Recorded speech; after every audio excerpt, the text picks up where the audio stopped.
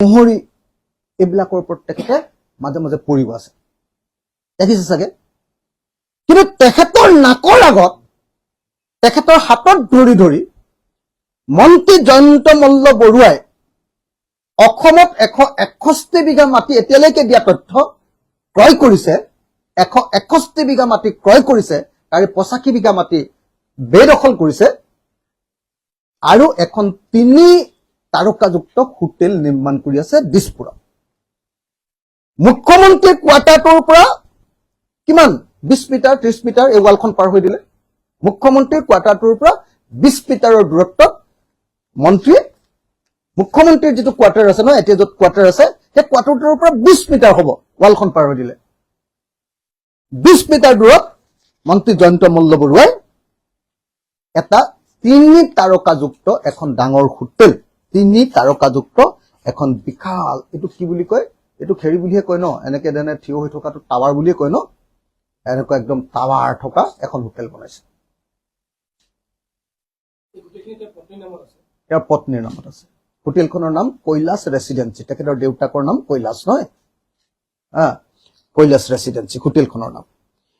এতিয়া মই অসমৰ মুখ্যমন্ত্ৰীক ক'ব খুজিছো যে মুখ্যমন্ত্ৰী ডাঙৰীয়া, আপুনি চাগে নাকত তেল দি এই সময়খিনিত শুই আছে। কালি দেখিছো জয়ন্ত মল্ল বৰুৱাই ফটো অফ দ্য ডে বুলি এখন ফটো দিছে ফেচবুকত, মোলৈ কোনোবাই পঠিয়াই দিছে হোৱাটছএপত, বোলে আপুনি হেৰি কৰিলে কি হ'ব, চাওক CM-ৰ লগত কেনেকে হাঁহি হাঁহি ফটো উঠিছে। যি সময়ত মই তেখেতসকলৰ একে বিধানসভাৰ এজন বিধায়কে আৰু এটা দলৰ সভাপতিয়ে কালি প্ৰমাণ কৰিছো যে আপোনাৰ মন্ত্ৰী এজনে 40 বিঘা মাটি একেটা সময়তে কিনিছে, 85 বিঘা মাটি দখল কৰিছে আৰু তেজপুৰত আৰু 36 বিঘা মাটি কিনিছে। সেই সময়ত অসমৰ মুখ্যমন্ত্ৰীয়ে তেখেতৰ লগত হাঁহি হাঁহি ফটো উঠি পঠিয়াই দিছে। এইটো একদম মানে ইচ্ছা কৰি এইটো কৰিছে যে নাই, একো হোৱা নাই, একো হোৱা নাই, একো হোৱা নাই, আমি আছো জয়ন্ত মল্লৰ লগত, মই আছো, এইবুলি কৈছে। গতিকে এতিয়া আমাৰ হিমন্ত বিশ্ব শৰ্মাৰ বাঘটো অলপ শুই আছে। হিমন্ত বিশ্ব শৰ্মাৰ বাঘটো শুই আছে। RSSৰ নেতা বশিষ্ঠ বুজৰ বৰুৱা, RSSৰ নেতা উমেশ চক্ৰৱৰ্তী, মানে নলবাৰীৰ কাৰণে কৈ আছো মই, RSSৰ নেতা ভূপেশ শৰ্মা, তেওঁলোকৰ বাঘটোও শুই আছে। খুব স্বচ্ছ হিন্দু ৰাষ্ট্ৰ প্ৰতিষ্ঠা কৰিব খোজা, ৰাম ৰাজ্য প্ৰতিষ্ঠা কৰিব খোজা আমাৰ বশিষ্ঠ বুজৰ বৰুৱাহঁতৰ বাঘটোও এতিয়া শুই আছে। অসমত তিল তিলকে ঘাম মাটিত পেলায়, তেজ মাটিত পেলায় যিসকল বিজেপি কৰ্মীয়ে এই বিজেপি দলটো গঢ়ি তুলিছিলে, 16 চনত শাসনলৈ আনিছিলে, 21 চনত শাসনলৈ আনিছিলে, তেওঁলোকে কিন্তু কোনো সম্পত্তি কৰিব পৰা নাই। তেওঁলোকে 1250 টকাতেই আছে এতিয়াও হিতাধিকাৰী, 1250 টকাৰ হিতাধিকাৰী।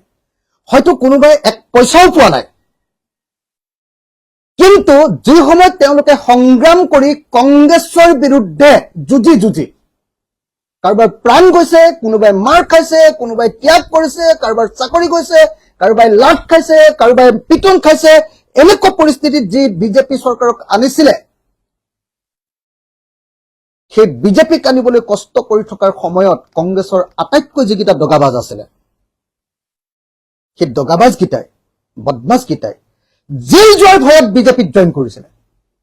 জেইল যোৱাৰ ভয়ত বিজেপিত জইন কৰিছিলে যে হাৱা আহি গ'ল, আমি জেইল যোৱাটো খাটাং, বিজেপিত জইন কৰিছিলে। এতিয়া সেইকেইটাৰ ঘৈণীয়েককেইজনী গোটেইকেইজনী কোটিপতি, মানে আৰবপতি হ'ল। আৰু আমাৰ আকৌ এবাৰ মোদী চৰকাৰ বুলি গাই থকা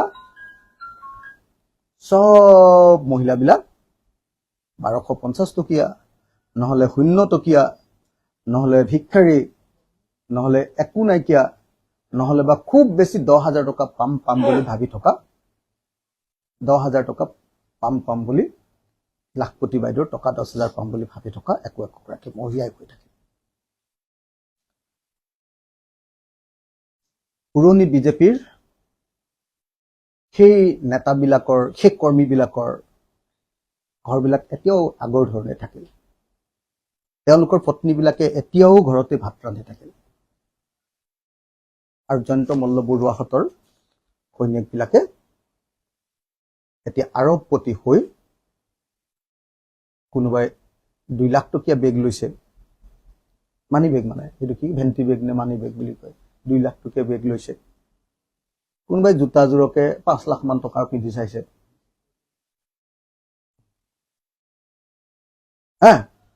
তো এই পৰিস্থিতি, গতিকে এই পৰিস্থিতিত মই প্ৰত্যেকজন বিজেপিৰ নিষ্ঠাবান সদস্যক ক'ব খুজিছো যে আপোনালোক গ'ল, আপোনালোকৰ কষ্ট চব এনে গ'ল। ইহঁতি দগাবাজকেইটাই